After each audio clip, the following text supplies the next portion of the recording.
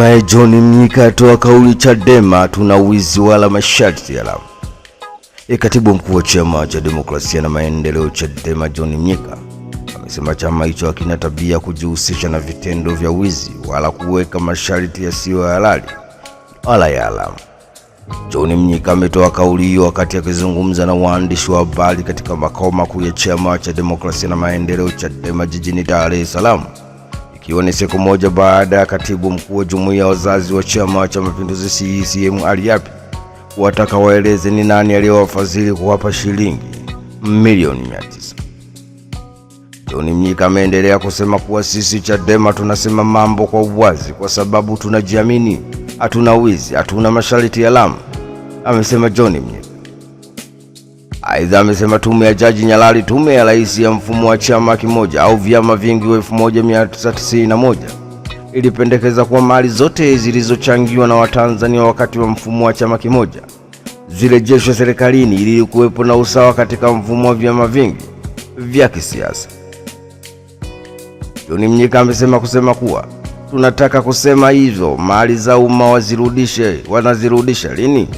Tume ya Nyalali ilipendekeza kwamba ili Tanzania iwe na usawa kwenye demokrasia ya vyama vingi, mali zote ambazo zilichangiwa na Watanzania wakati wa mfumo wa chama kimoja zirudishwe kwenye serikali. Aliapi aseme watazirudisha lini?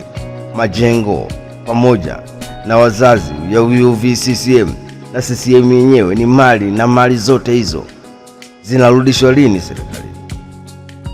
Ni taarifa kutoka huko Dar es Salaam. Hatimaye katibu mkuu wa Chama cha Demokrasia na Maendeleo Chadema John Mnyika amesema chama hicho hakina tabia kujihusisha na vitendo vya wizi wala kuweka masharti yasiyo halali wala ya alama.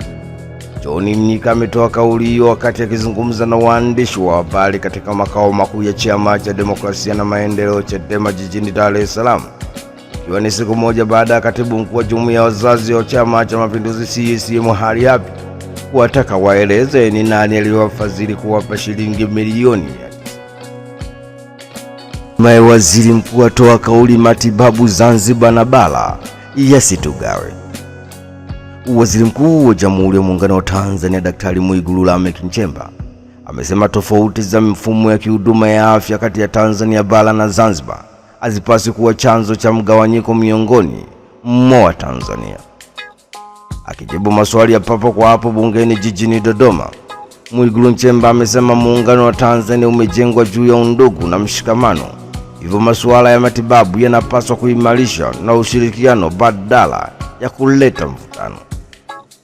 Waziri Mkuu Mwigulu Lameck Nchemba amefafanua kuwa mifuko ya bima ya afya National Health Insurance Fund NHIF na Zanzibar Health Service Fund ZHSF ina makubaliano yanayowaruhusu wanachama kupata huduma za matibabu pande zote mbili za muungano katika hospitali zinazotambua bima hizo.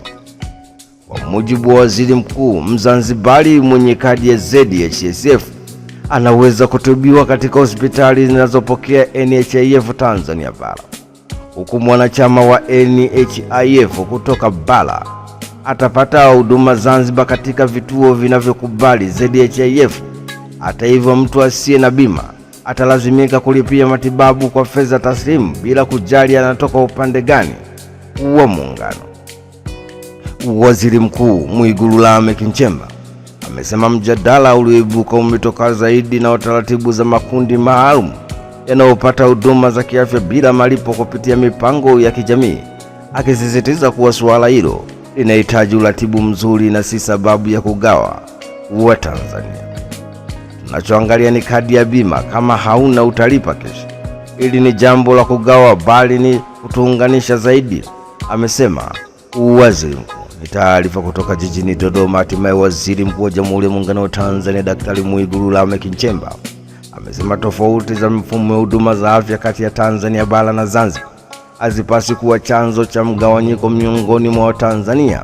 Akijibu maswali ya papo bungeni jijini Dodoma, waziri mkuu Mwigulu Lameck Nchemba amesema muungano wa Tanzania umejengwa juu ya undugu na mshikamano, hivyo masuala ya matibabu yanapaswa kuimarishwa na mshirikiano badala ya kuleta mivutano. Bei ya mafuta yashuka duniani. Bei ya mafuta duniani imeripotiwa kushuka kufuatia taarifa za makubaliano ya awali ya kusitisha mapigano kati ya nchi ya Marekani na nchi ya Iran, hatua iliyodaiwa kufungua njia ya mazungumzo ya siku 60 ya kumaliza mzozo. Kwa mujibu wa taarifa hizo, Rais wa Marekani Donald Trump na Rais wa Iran Masoud wamesaini makubaliano ya awali ya kulenga kupunguza uhasama uliokuwa ukihusishwa na mashambulizi ya kijeshi yaliyotokea mwishoni mwa mwezi Februari. Makubaliano hayo yanadaiwa kujumuisha hatua kadhaa, ikiwemo kufunguliwa kwa mlango wa bahari wa Hormuz, kuondolewa na baadhi ya vizuizi vya kijeshi baharini, pamoja na kuanzishwa kwa mfuko wa dola bilioni 300 kwa ajili ya ujenzi mpya wa nchi ya Iran. Vilevile, Iran imekubali kupunguza shughuli za urutubishaji wa urani chini ya usimamizi wa Umoja wa Mataifa, huku suala la ushiriki wa makundi ya kikanda kama Hezbollah likibaki kuwa nyeti kutokana na kuendelea kwa hali ya sintofahamu Mashariki ya Kati.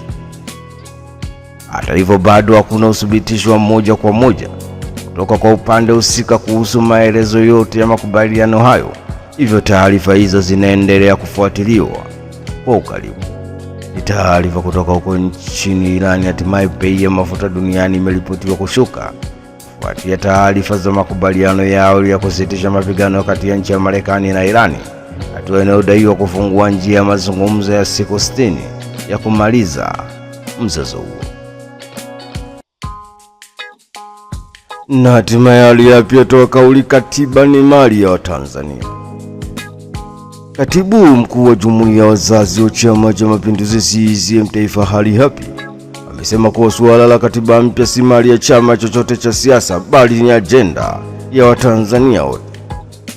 Ali Hapi ameyasema hayo wakati akizungumza na wanachama wa Chama cha Mapinduzi CCM na wananchi wa mji wa Runzewe, halmashauri ya wilaya ya Bukombe mkoani Geita, ambapo amefafanua baadhi ya hoja zinazotolewa na viongozi wa Chama cha Demokrasia na Maendeleo Chadema, hususan kuhusu ajenda ya katiba mpya.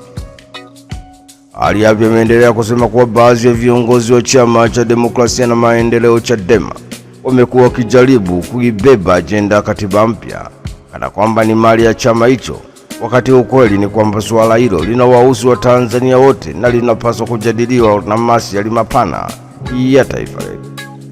Ali Hapi amewataka wananchi kupuuza kauli za upotoshaji na kuendelea kuamini kuwa mchakato wa katiba mpya ni suala la kitaifa linalohitaji ushiriki wa wananchi wote bila kujali itikadi za kisiasa.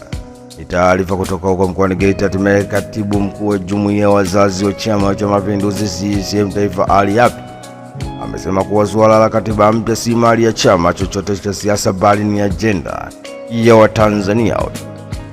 Ali Hapi amesema hayo wakati akizungumza na wanachama wa Chama cha Mapinduzi CCM na wananchi wa mji wa Runzewe, halmashauri ya wilaya ya Bukombe mkoani Geita, ambapo amefafanua baadhi ya hoja zinazotolewa na viongozi wa Chama cha Demokrasia na Maendeleo Chadema, hususani kuhusu ajenda ya katiba mpya.